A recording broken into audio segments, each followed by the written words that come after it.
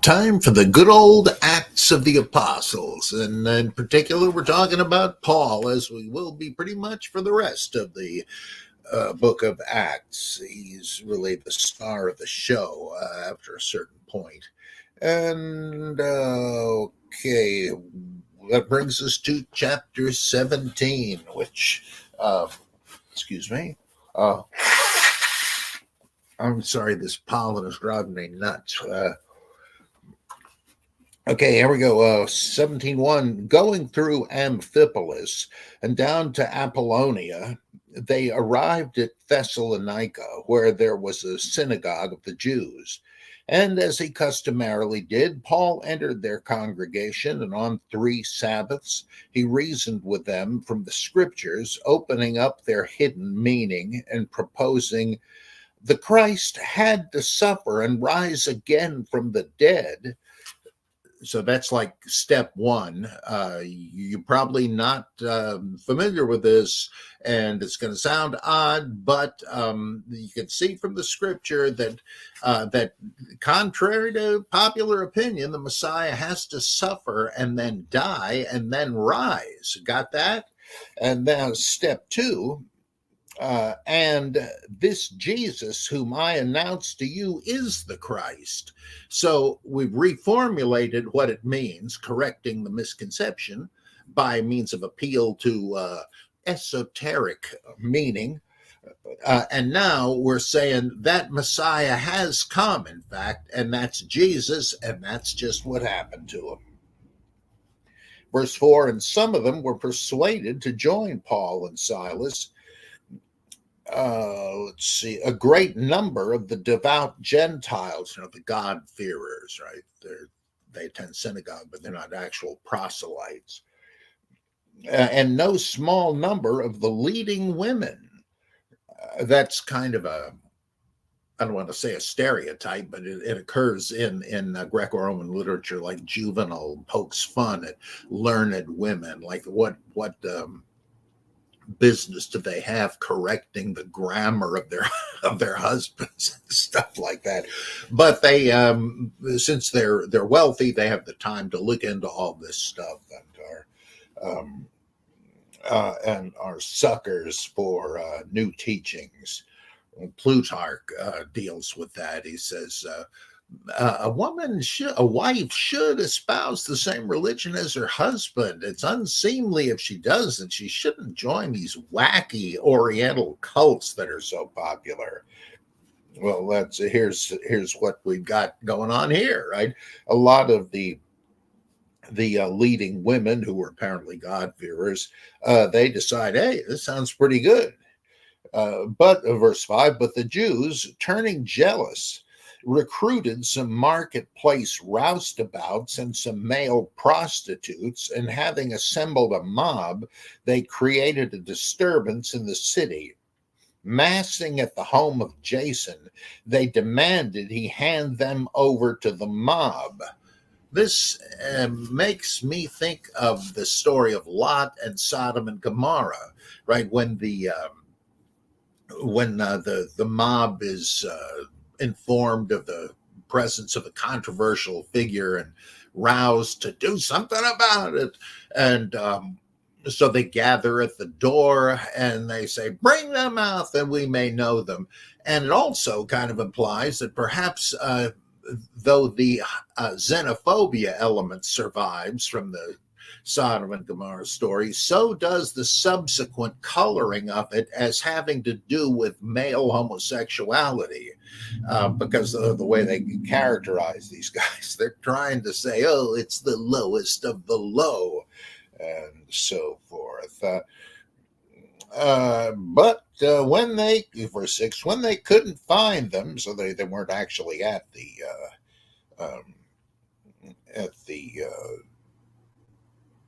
where the heck were they?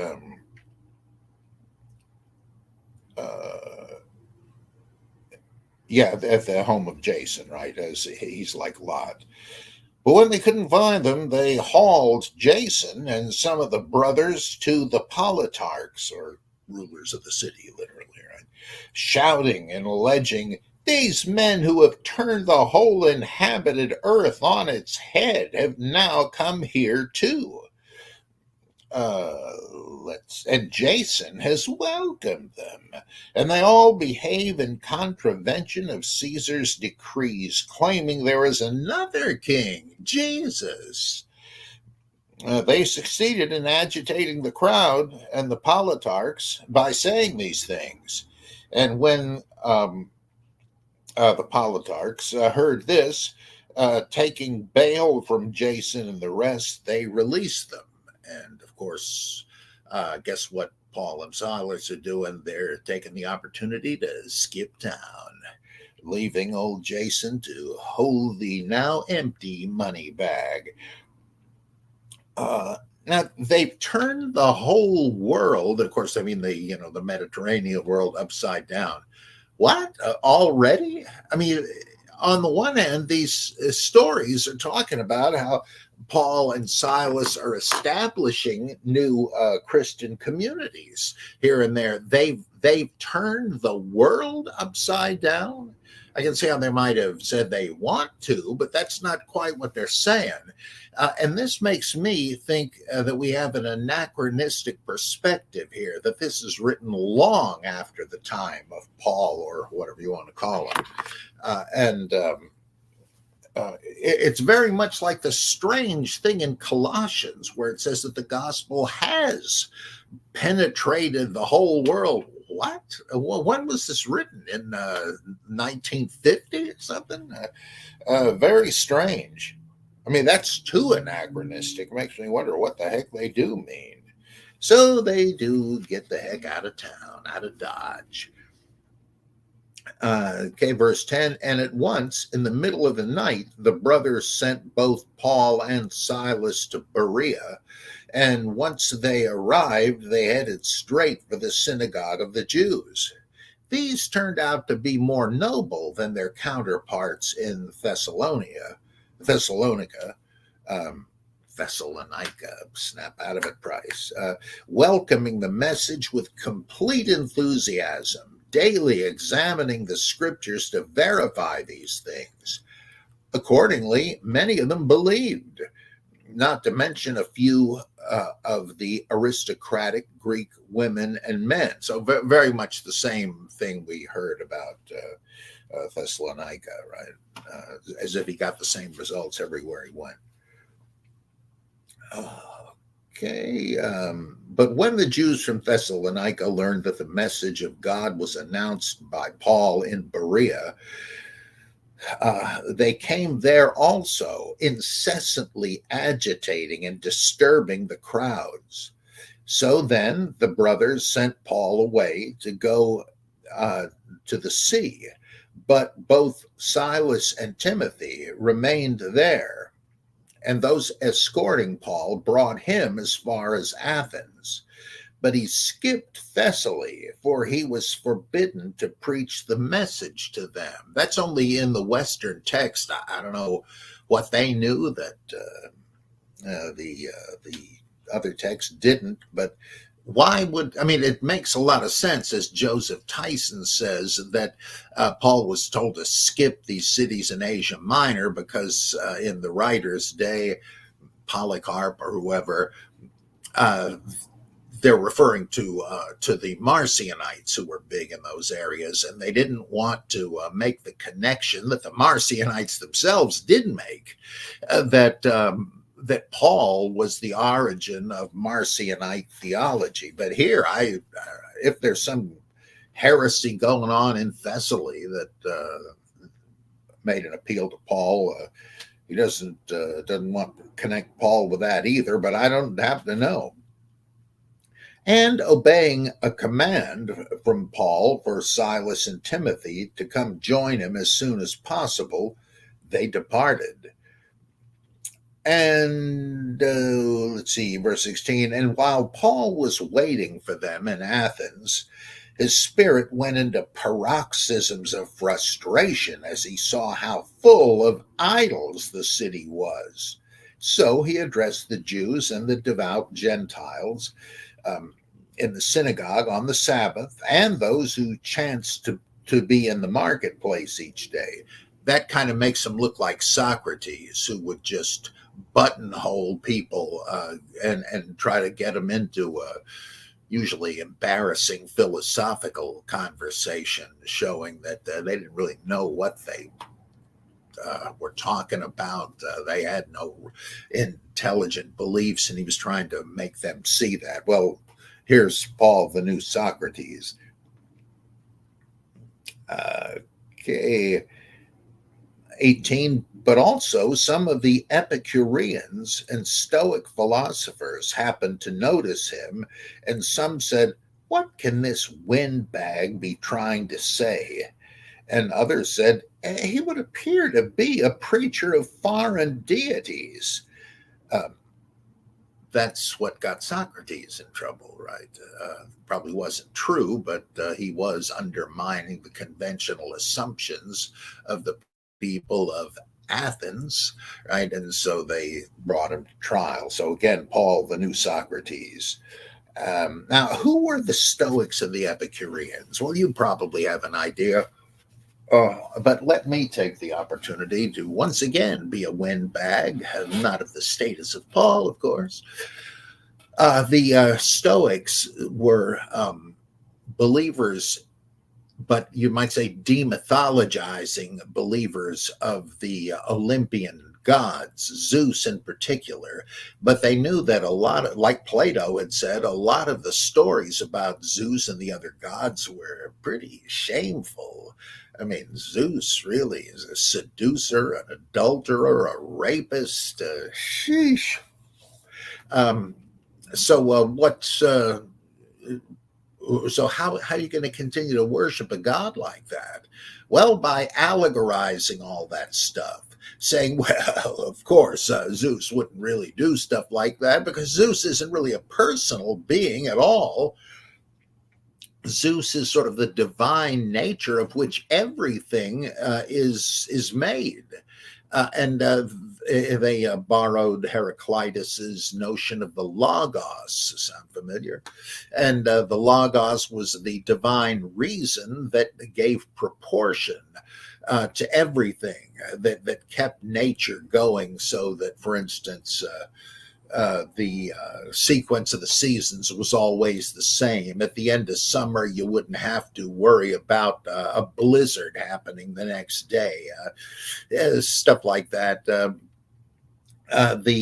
principle that made sure that not all water froze up at the same time. There was still liquid water you could find. All right, and why some of the stuff that Yahweh asks Job, do you have any idea what makes the birds follow migratory paths? Yeah, I didn't think so. Well, the Stoics said, we do think we know, and it's the divine Logos.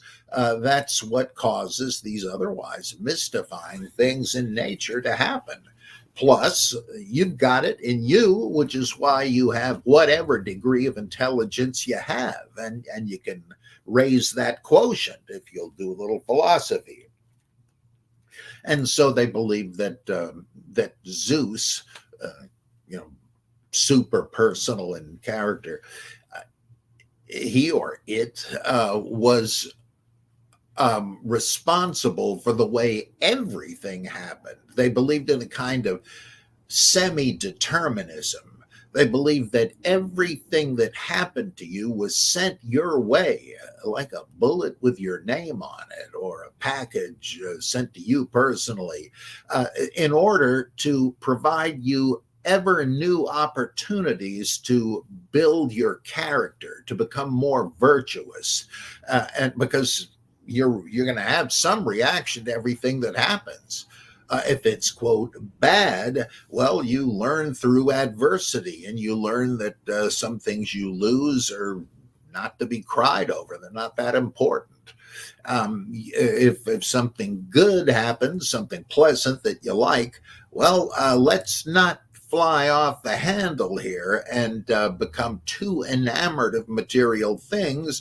So winning the Socratic sweepstakes or something could be a trial, actually. I mean, it was okay if it was the pleasantness of it. They weren't ascetics, right? But they'd say that, now, how are you going to handle this? That's what Zeus is telling you. He's giving you an opportunity to look here for the opportunity for greater moral growth. And everything is aimed at that. And therefore, that provides perspective on life, that the only thing that is really to be sought is virtue. And let's see, and everything else is just what they called adiaphora, indifferent stuff. So what, easy come, easy go. It doesn't really matter. The loss is nothing to be mourned. It's natural. It's the will of God. And the question is, how are you going to take advantage of these opportunities for virtue? Very elevated morality. Just read. In fact, there's a new vogue among some people of Stoicism today. A friend's son was, I think, 15 years old. He's been reading the Meditations of Marcus Aurelius, and Catherine Groves, who often contributes here. She was in a group where they were discussing Stoicism, and it's really perennial, and nothing's outmoded it.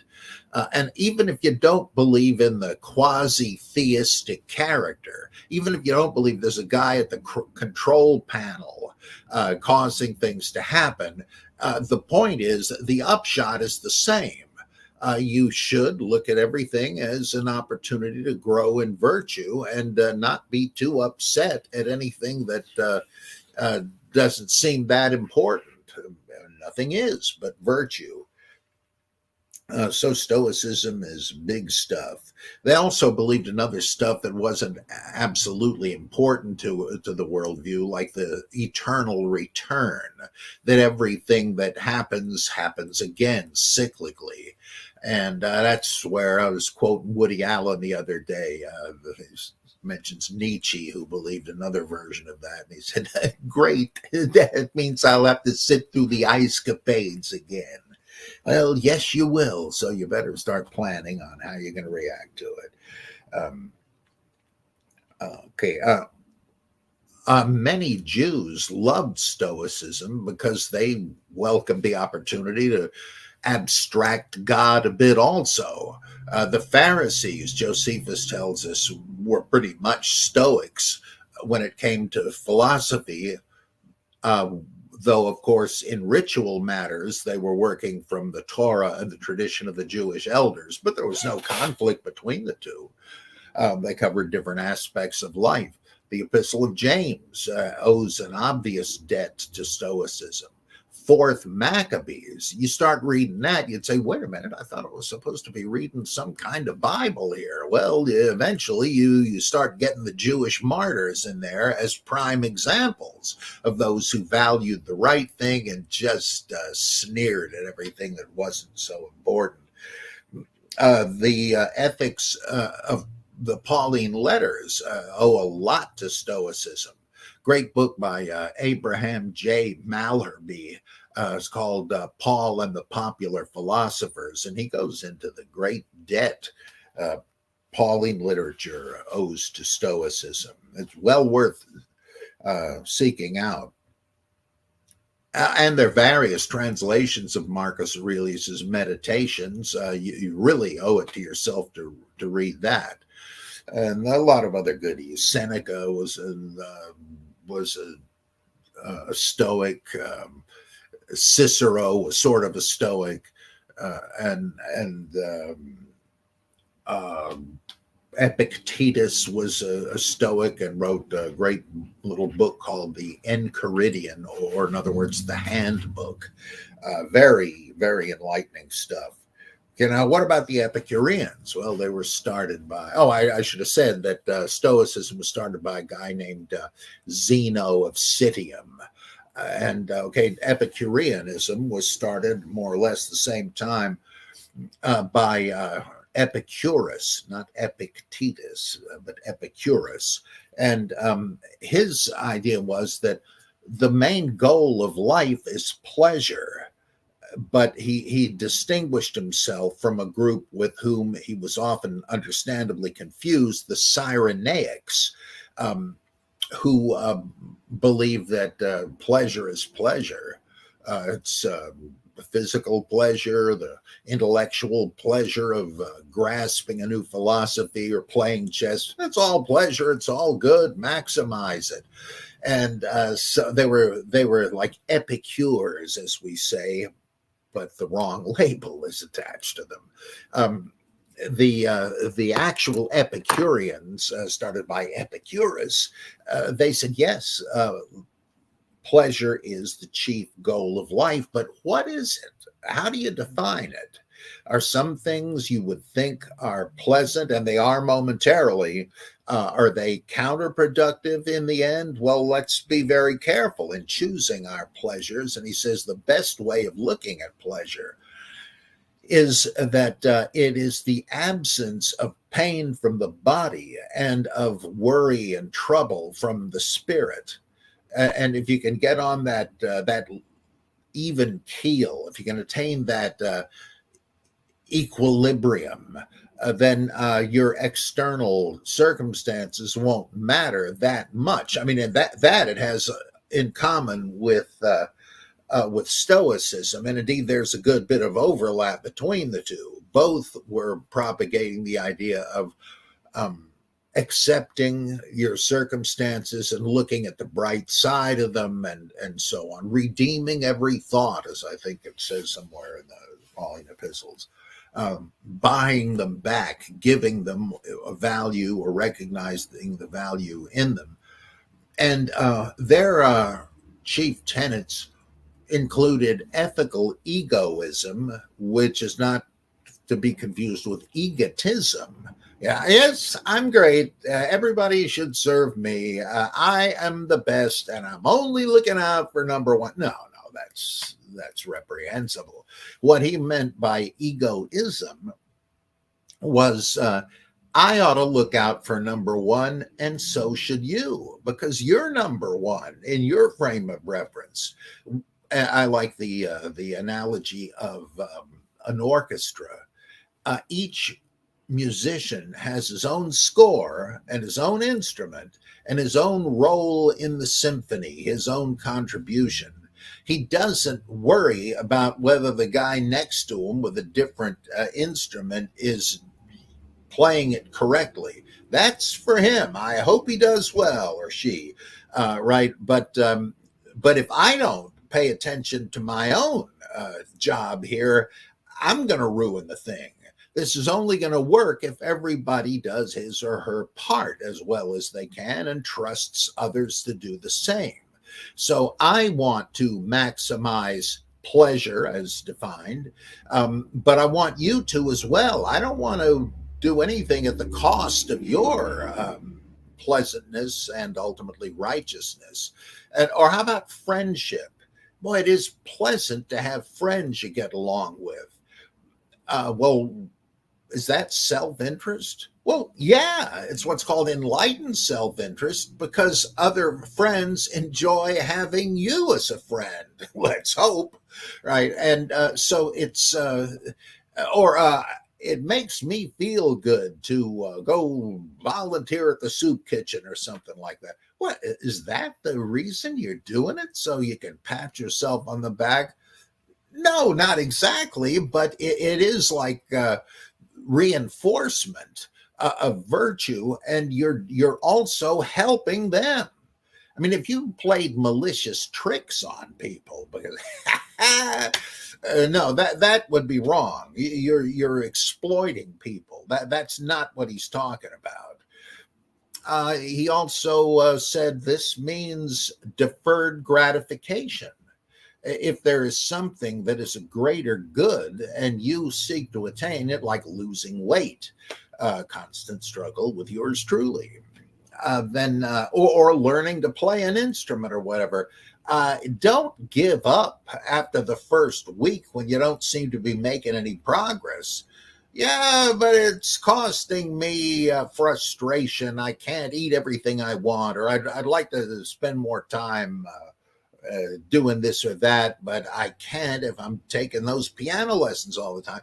Look, that's the way it works. You don't get these results magically, right? So yes, in the short run, it may be unpleasant, but keep your eyes on the prize, right?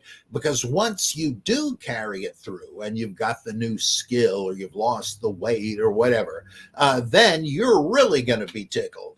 So don't go for immediate gratification because you're gonna that'll be over too soon. Don't go for excessive gratification, obviously, because if you like to drink a whole lot or overeat, you're going to be paying for that, right? It's not like there's not going to be any repercussions. Look at the long view. And yet the goal in all this apparent self-denial is gratifying pleasure, but of a noble kind that hurts neither you nor anybody else. And one other big thing Epicurus contributed about God, he said, all right, there are deities. I don't think he was a panentheist like the Stoics, but he said the gods are so sublime, so exalted and lifted up above the petty, scandal-ridden grind of mere humans. Don't expect them to intervene to get you out of a jam or something like that. They couldn't be bothered. It's not that they say, oh, to hell with them, who cares? It's just that you're not overly concerned about whether the local insects are getting enough food, right? You're beyond that. That's a whole different realm. Well, the gods don't concern themselves with what we concern ourselves with, and they don't have to. It wouldn't really be any benefit if they did to us. So what does that mean about salvation? Well, there isn't any if you're talking about the post-mortem existence. No. He says there is no reason to fear death or divine reprisals in this life. You think the gods are capable of being offended by you and me? Come on. Oh, God's punishing me. For what? Why would he? What does he care? Right. And he shouldn't. We should care. Right. And look at the repercussions of what we do for us. Right. We're the ones that where it matters.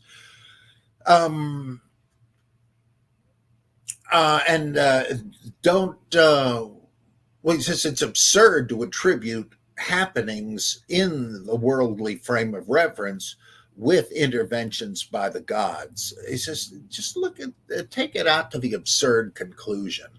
I think an Epicurean named Lucretius, in his book On the Nature of Things, he said, it's not unheard of for a temple of Zeus to be decimated by a huge lightning strike. Do you think Zeus was having a temper tantrum and destroyed his own temple in a fit of pique? That's not even what a mature human would do. You really want to accuse the gods of that pettiness? And how about the big punishment, death? It's not a punishment. It's nothing to fear. It's nothing to dread. And it ought to be obvious.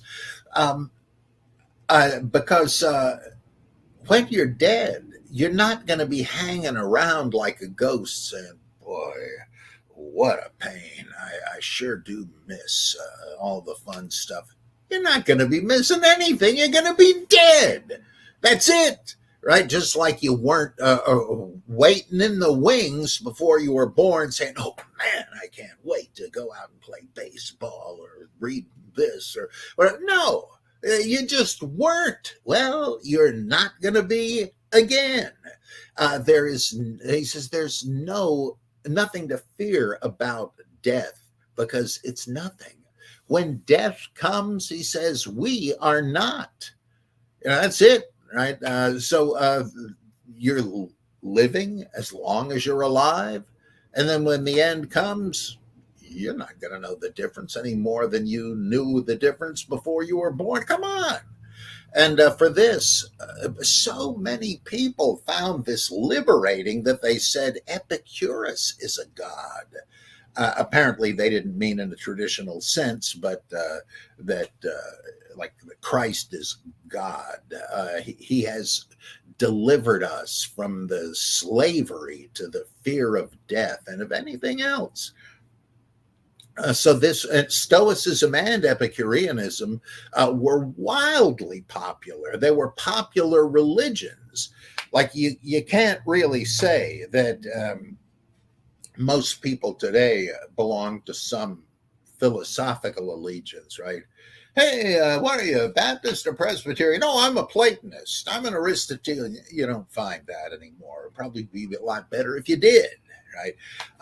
But these two were enormously popular, so it's no surprise that that in Athens, of all places, the great home of philosophy, Socrates, Plato, Aristotle, etc., etc., that you would have them prominently here, and they're suddenly listening to Paul. Who is this guy?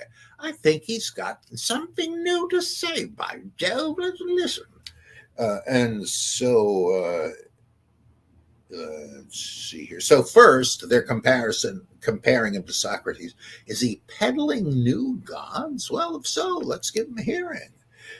Why would they make that judgment? He's promoting new gods? Well, the author explains.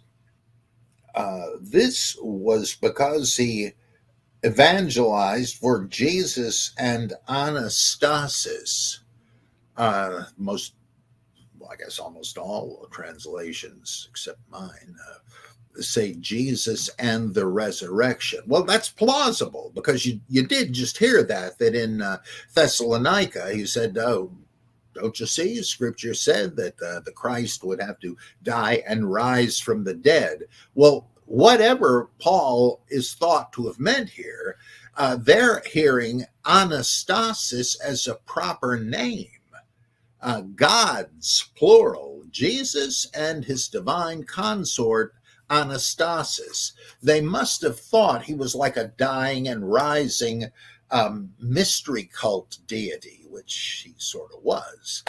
And those deities would be resurrected from the dead, rescued from the underworld by their divine consorts.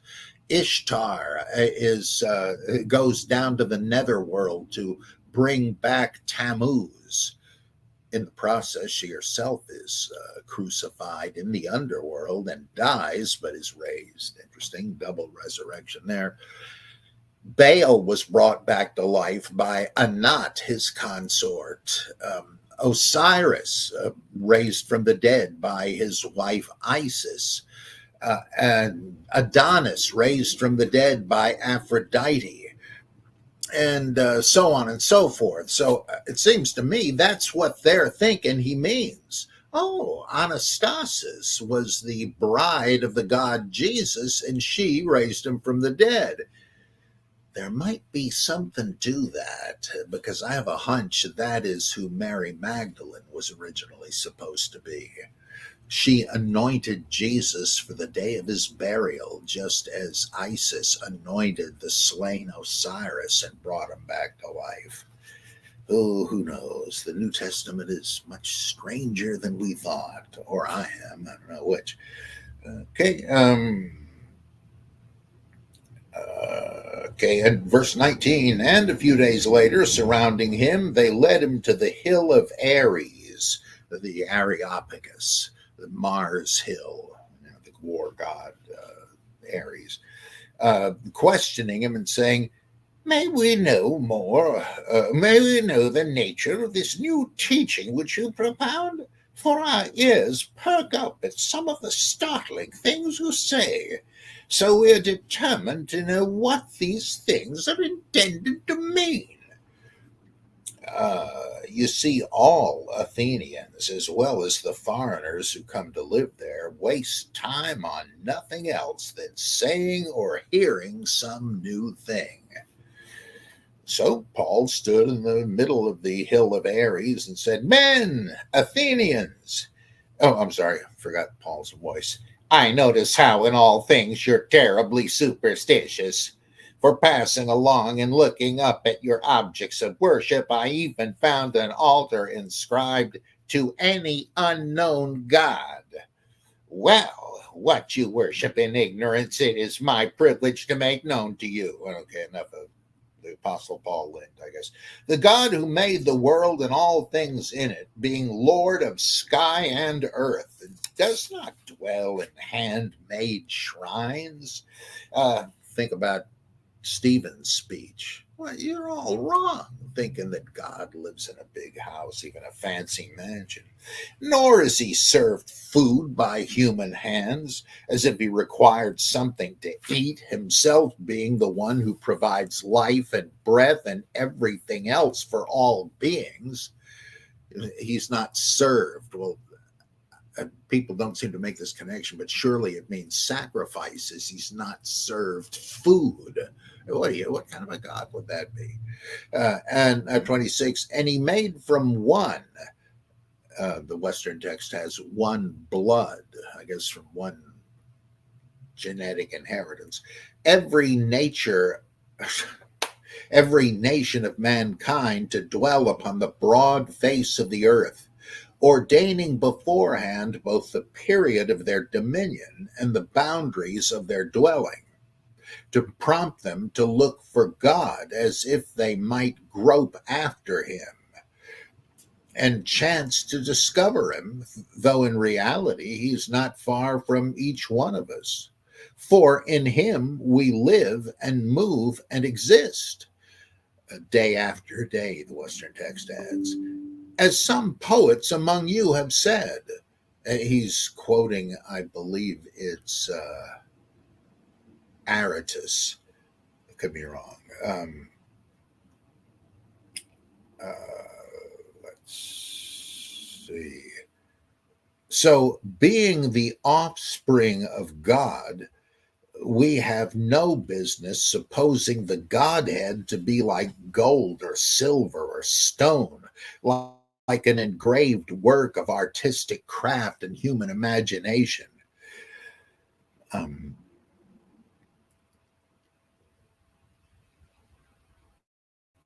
Wait a minute, I've lost my. Yeah, okay, 30. "So then, having turned a blind eye to these times of ignorance," is willing to overlook that, "God now announces that all people everywhere must repent." What, of general sins or of the delusion of thinking that statues are gods? I assume the latter.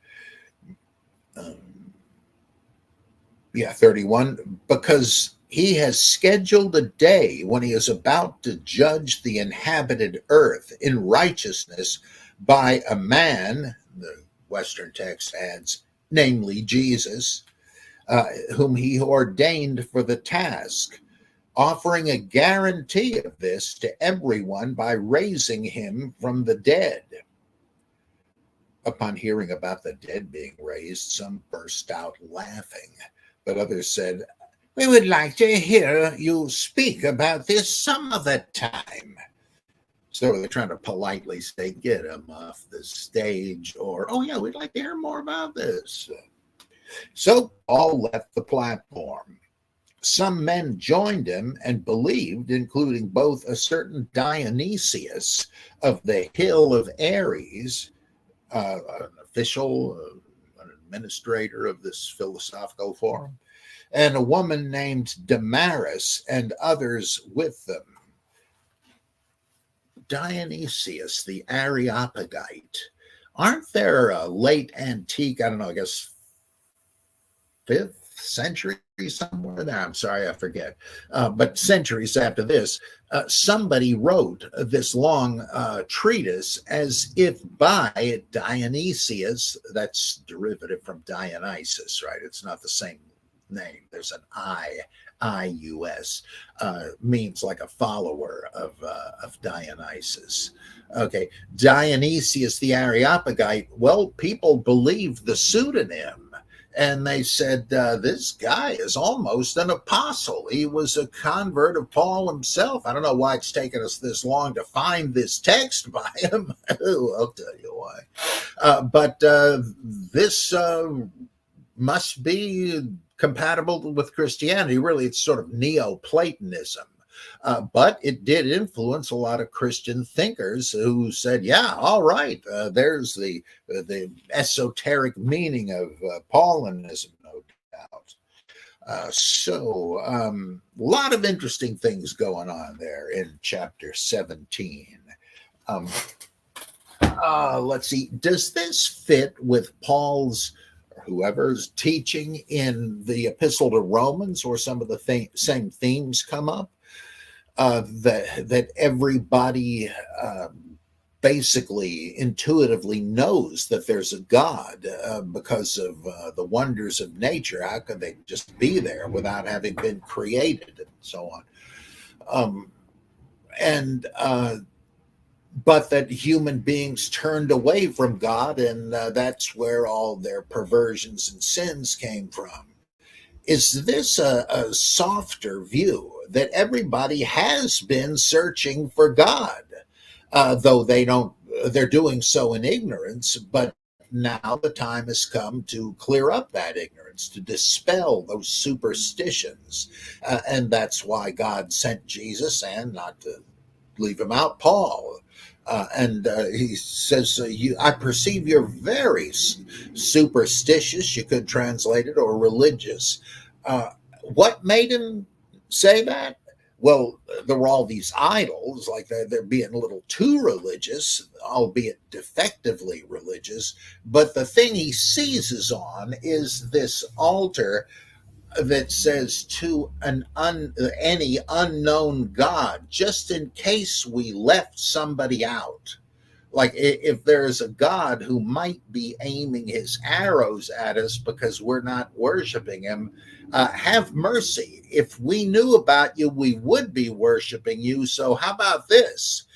Whoever you are, consider this your altar, and the sacrifices offered here made to you, okay? This goes back to a story about the miracle working Superman of ancient legend, Epimenides.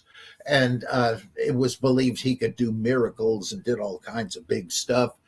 And that he came, I think it was to Athens, and he was called upon to somehow end a plague ravaging the city. And so he gets there and he looks around and says, I think this is a cry from a God you have forgotten or neglected. He's saying, hey, I'm over here. Serve me, and there'll be something in it for you. I'll call a halt of the plague. And so they erected an altar to him because he was still unknown. Nobody knew the name, to an unknown God. Well, there might be something to this, because actually archaeologists have discovered an altar that said to unknown gods, but that's pretty much the same thing, right? It's only slightly garbled. And Paul is, one might say, opportunistically fastening on this. And he said, well, I'll tell you one God you guys don't seem to know, Jehovah. So I'm proclaiming him, or Jesus, pretty much same as one, the same as the other. And so this is the God. It will benefit you greatly to worship this God, though he doesn't need shrines. Don't build him one. But you did all of this out of understandable ignorance, which God was willing to tolerate, but not anymore. He's decided that, okay, now I'm going to expect more from the human race, and I've sent Jesus to set everybody straight, and I've proven it by raising him from the dead, hence the Anastasis business. So he gets a mixed reception, but some of the better class do appreciate him. The Stoics, not so much. Though a lot of Jews and Christians liked Stoicism. They found it easy to assimilate to the Christian gospel. Now, Paul sounds Epicurean sometimes because all of these things were like floating around in the cognitive atmosphere. Like in Philippians, I've learned to thrive in whatever situation I find myself in. I know how both to be abased and to abound. It's all the same to me because I can do all things through Christ who strengthens me. That's kind of Christian Epicureanism. Let's see. You might even say that when the apostles are beaten for preaching Jesus, they rejoice in it. They're looking at the bright side. Hey, you know what this means, don't you guys? We have suffered for Jesus. Wow. Didn't feel so great. Whack, whack. But the payoff, yeah, we're like in school becoming saints here. That's pretty neat. Well, anyway, let's take a look at some questions. After I expel another demon there. Oh, righty, let's look up at the. Oh man, there's loads of them. Dirk says hello, Bob. Hello, Dirk. Just a Man from the Past. Who was the original audience the author was writing for? Well, I think that Luke and Acts are written for Theophilus of Antioch, a brother bishop to Polycarp of Smyrna, and he wants to make sure that that as a bishop, especially as he was, that Theophilus knew more about the Savior he was talking up, right? And also taken some lessons for ecclesiastical structure. He will go on to say that the apostles ordained elders in every congregation they founded. Hint, hint, that's what you ought to be doing. And the same author, I'm convinced, wrote the pastoral epistles, where it's a different genre. It's not a narrative, it's an exhortation. And it says, now you're going to want to have deacons and consecrated widows and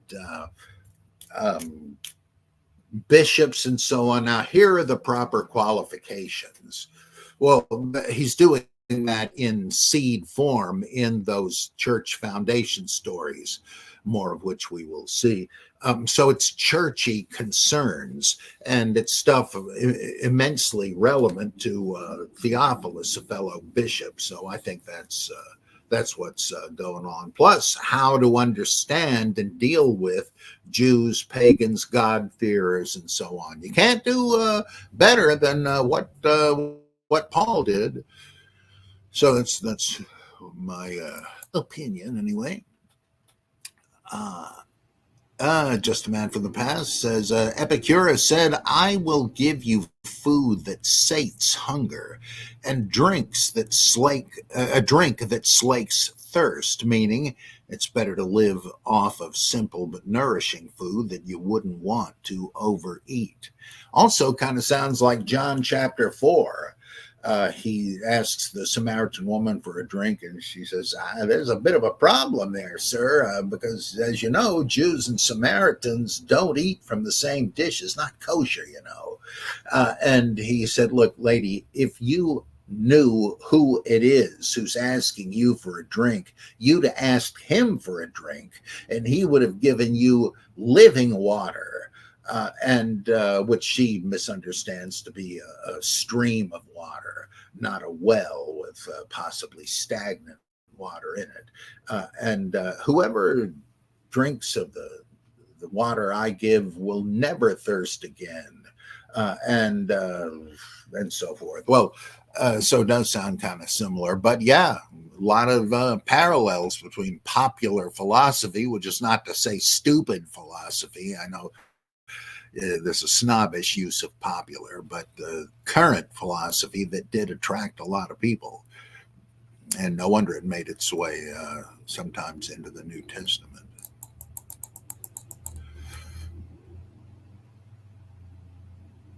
Yeah, just a man from the past said, I have my own struggles with weight. Having lost 150 pounds, you look like you've lost weight, and I hope you're doing well. Yeah, I lost 152, though I'm gaining some of it back, I'm sorry to say.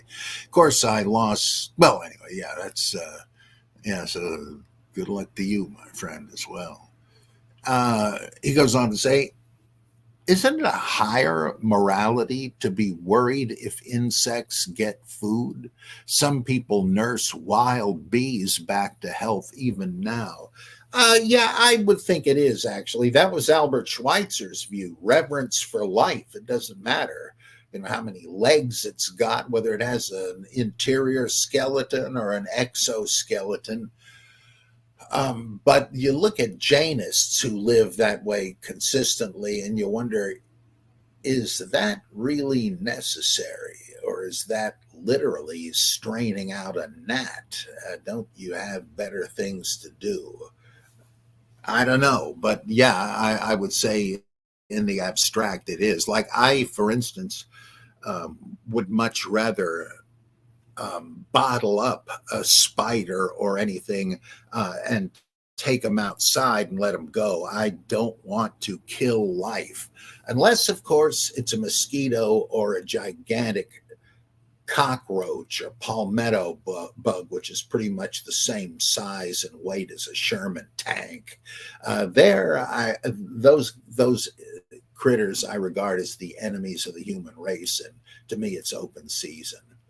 But as I readily admit, I've never claimed to be anything other than a hypocrite when it comes to meat eating, because I do eat meat, even though I would never kill an animal.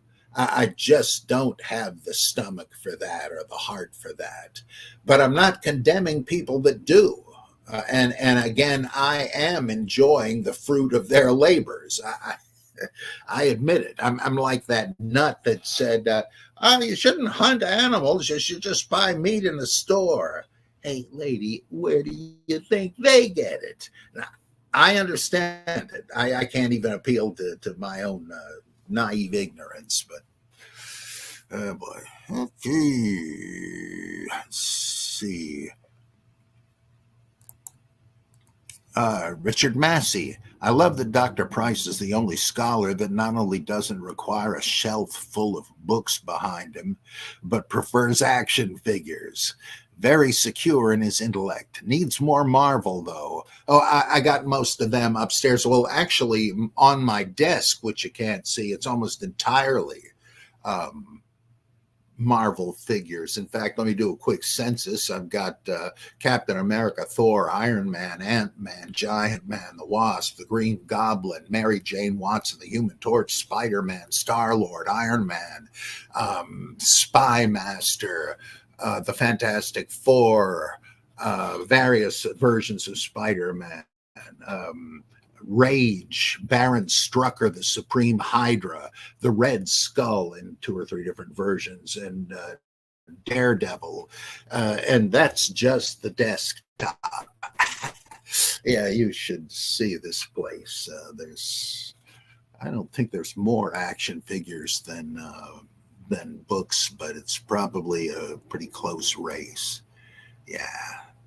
Yeah, I'm glad you have such a philosophical outlook on matters, Richard. Yeah.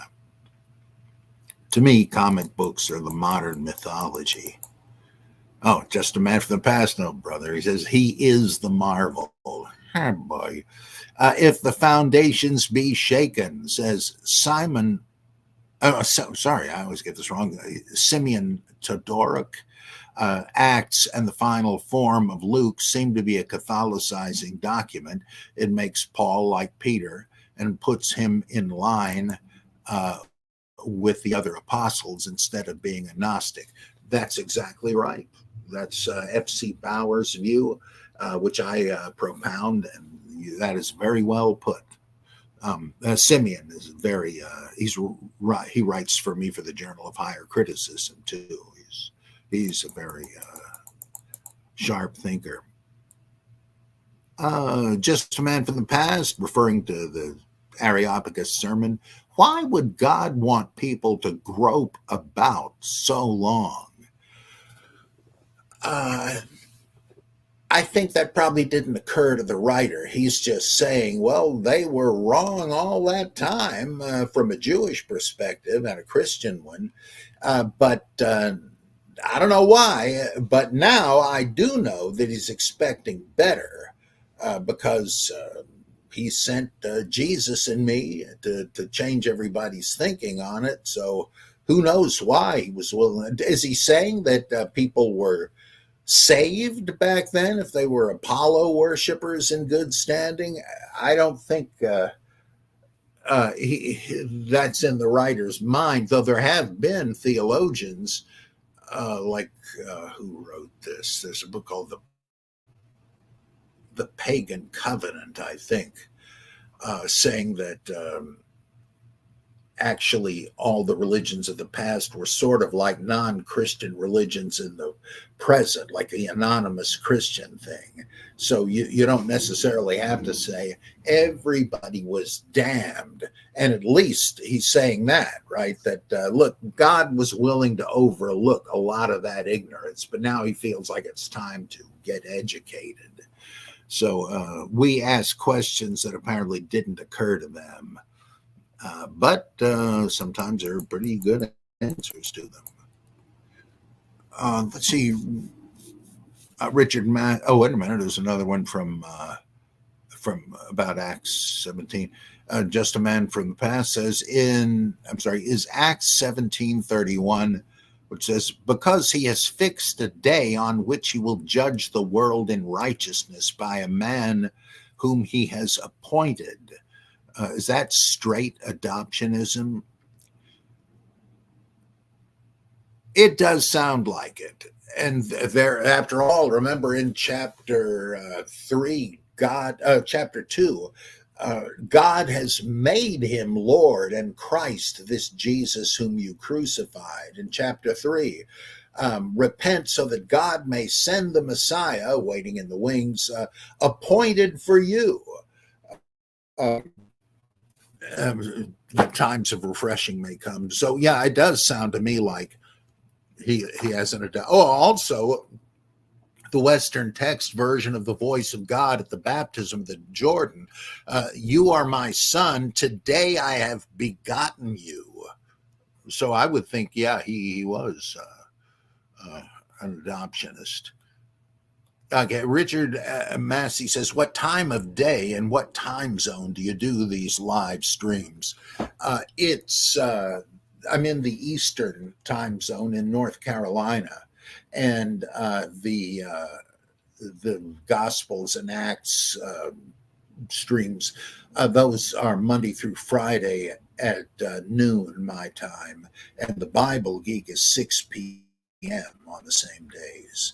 And the Gnostic Sabbath is at 4 p.m. on Saturday, and that's the only one for that day. And there aren't any on Sundays, not yet, anyway. Well, let's see, Vesna. Hi, Dr. Bob. Just wanted to send you the promised email about Jordan Peterson and the Moses Strikes the Rock story. Please let me know if you received it. Took longer than expected. You'll see why. Yeah, I got to check the email. I haven't seen it in the last hour or so. Thank you. I sure appreciate that. Yeah. See, Roger Sacco, have you read any Henri Bergson? An emphasis, no, an emphasis.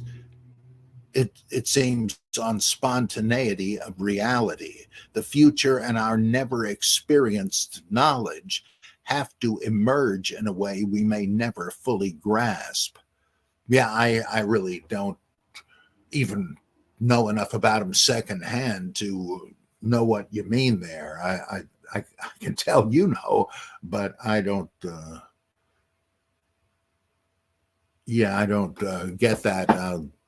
One of these lifetimes, I'll have to read him. I know he's a big deal. Thanks. Okay, Vesna again. Oh,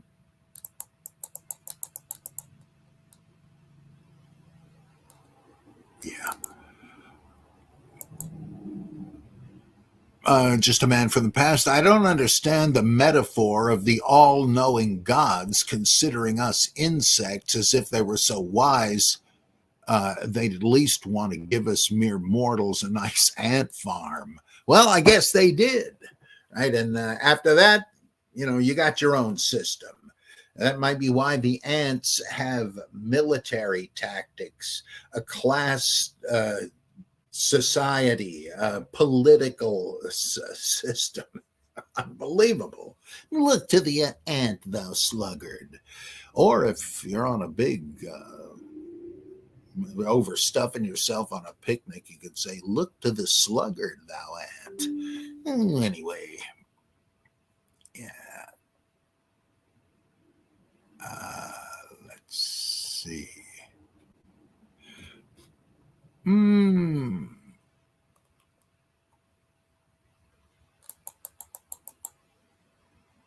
If the foundations be shaken, Apollonius of Tyana also taught in Athens. Too many parallels between him and Paul. That Apollonius, the travel itinerary is very parallel. That is why I think Paul is based on him. You could be right. Yeah, you're not the only one to think so. And when I say something like that, maybe I'm hypersensitive, but I don't mean to say, oh, that's no news. So and so thought that. No, no, no. I think I've found I'll come up with something that I never heard of before. And then soon after, I'll read that so and so said that a long time ago. I think, great. That shows I'm not crazy. It's like repeatability. If the same thing occurs independently to somebody else, that's kind of a good argument in its favor. So, Joshua says Dr. P seems to be making full use of his English accent today. Blimey, that's right. Yeah. Just a man from the past. How do the Jews keep rousing the crowds against these proclaimed miracle men? Are they supposed to have hypnotic powers? Does God harden the Jews' hearts? Well, I wouldn't put it past him if he's the same deity that hardened Pharaoh's heart just to make an example of him. He makes Pharaoh into a punching bag, basically. But are you saying are the Jewish opponents of Paul in effect hypnotized to ignore the apparently evidential, convincing miracles they do? Well, I don't think you really need to resort. Well, it's probably spurious anyway. It just seems too formulaic and too childishly nasty. But who knows? People are often childishly nasty. But think back to the Beelzebul controversy in the Gospels, where Jesus is healing people, people born blind, deaf, mute, demon possessed, etc. And Jesus is healing them one after the other. And the scribes from Jerusalem notice this, and they see people oohing and eyeing. Jesus, sign me up. And I said, hey, look, don't be fooled. This guy's just a charlatan. At worst, he's an exorcist in league with the devil. And then Jesus says, depending on which part you read, that's absurd. What do you think other exorcists do? You just don't happen to like me. Or he says, of course I'm working with Beelzebul. I have managed to defeat him and bind him to my will, and I'm forcing him to give up his victims. But at any rate, it might just be, hey, he's a charlatan, he's a fake, because there were plenty of people like that. And they were often, and even apparently sincere healers, etc., were faced with charges like that. Like in Philostratus' The Life of Apollonius of Tyana, he goes to great lengths to say, look, I know people say Apollonius was some some trickster, an illusionist, but it's not so, and here's the evidence. Well, yeah, I mean, that's so common. You say that if you believe in miracles, that your religious founder or your favorite saint did them, uh, but somebody from another religion also does them. You say, well, those are satanic counterfeits. That ours are miracles, yours are just magic.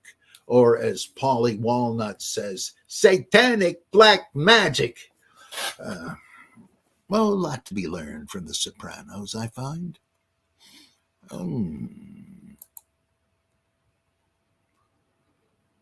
Okay, thank you. If the foundation be shaken. In Acts 17:28, Paul's quotation is from Phenomenon by Aratus, from the hymn to Zeus by and from the hymn to Zeus by Cleanthes. Yeah. Yeah, thank you. I couldn't quite keep that straight.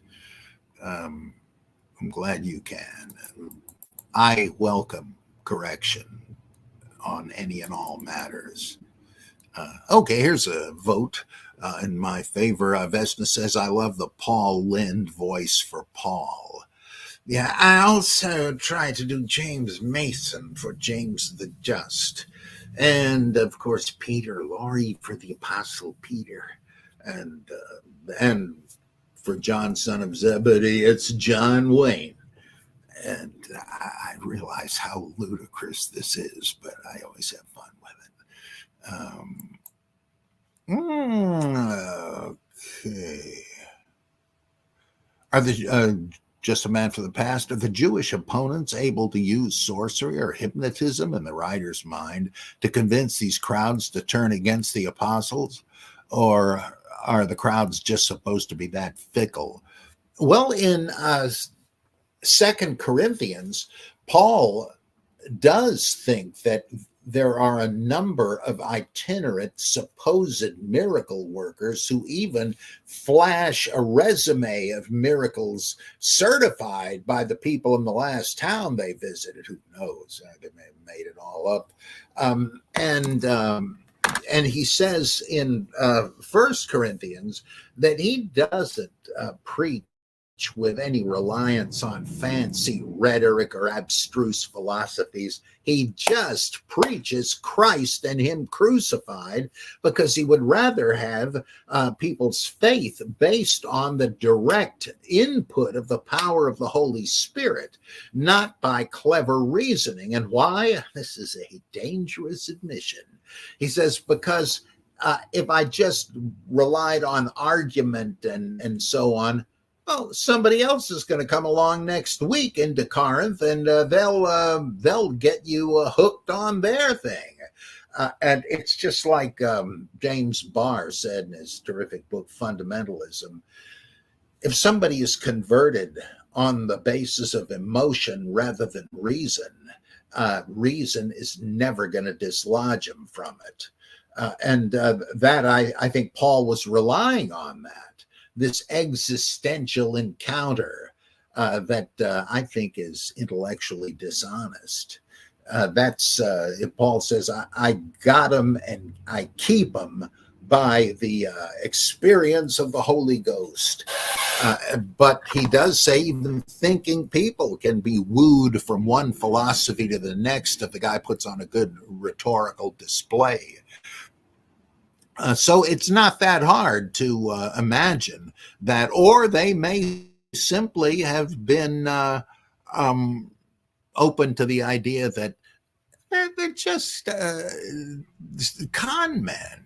It's all sleight of hand tricks. Like I suggested in my forthcoming book, The Heresy of Paraphrase, after the story where Jesus heals the guy they have let down from a hole in the ceiling, ropes tied to the stretcher, the paralytic, and Jesus says, oh, well, what have we here? And he says, son, your sins are forgiven you. And the Pharisees and the crowd say, what? Did you hear that? This guy presumes to forgive sins, something only God surely. And then Jesus says, "Oh yeah, I hear what you say there.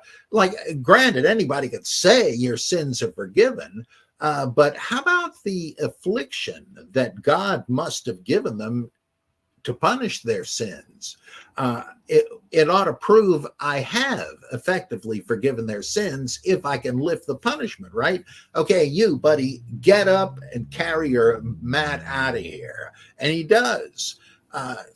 So he's proving it. Well, I add the comment that after this, the Pharisees are saying, "Look, obviously, this guy was in league with the supposed paralytic.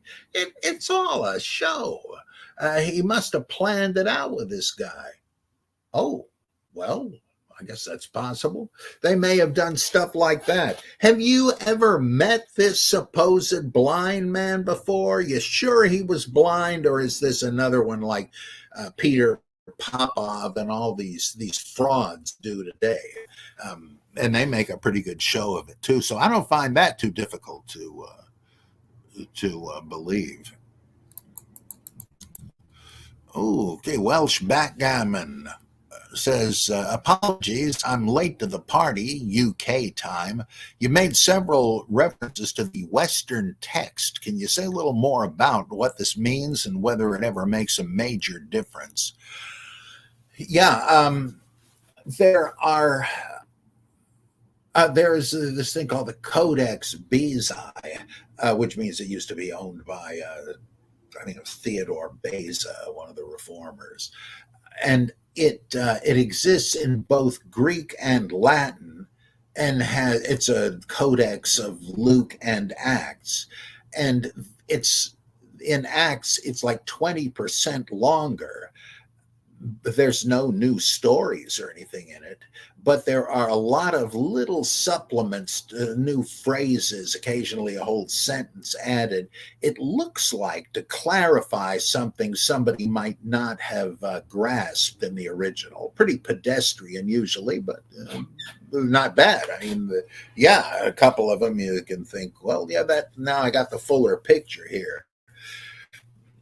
And when you compare the Greek with the textual tradition in Codex Alexandrinus and Codex Vaticanus, Codex Sinaiticus, it doesn't have any of that stuff, and thus Luke and Acts are a bit shorter there. But the style is, though I admit it's a little hard to make this judgment with just brief extras, but the style does seem to match that of the surrounding text. And so many scholars have thought, I bet you that represents a subsequent second edition, but prepared by the same author. I mean, Josephus did that.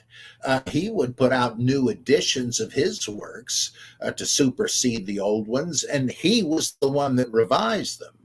So I think that's probably what happened, that the same author did slightly expand it, and that's why it's different. And some people think also that the Western text, sometimes its longer passages are more original, and that what the other manuscript tradition has is what I think what Westcott and Hort called non-interpolations, meaning that there were certain things were excised for some reason by a later editor. But we do have a copy of the Western text, and it is pretty interesting, and it is a perpetual topic of debate. Aaron Zach says, "Did Jesus drink alcoholic wine?" I'm sure he must, or at least he was understood that way, because they were reviling him as a glutton and a drunkard. Right? If he was just drinking Welshade or something, that nobody would have called him that. And in the wedding at Cana of Galilee, in the Gospel of John, the wine Jesus makes by transforming water into wine.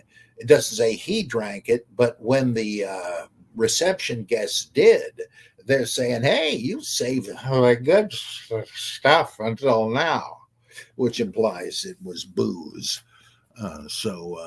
Presumably he did. The Baptist idea that he uh, changed the water into grape knee high is without any real foundation in the text.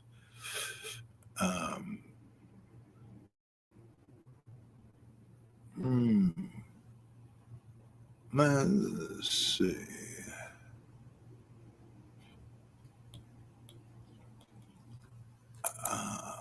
Let me see. Just a man from the past. Thank you for clearing that up. Being enlightened is a wonderful feeling. Ain't it the truth? Well, sure, Migar. I think we've reached the end of another session on the Acts of the Apostles. And I'll be seeing you again tonight at 6 p.m. For another Bible Geek where it's all questions and no Book of Acts. I don't know which I like better, but I like best having you with me. So please report on time for duty. I'll see you then.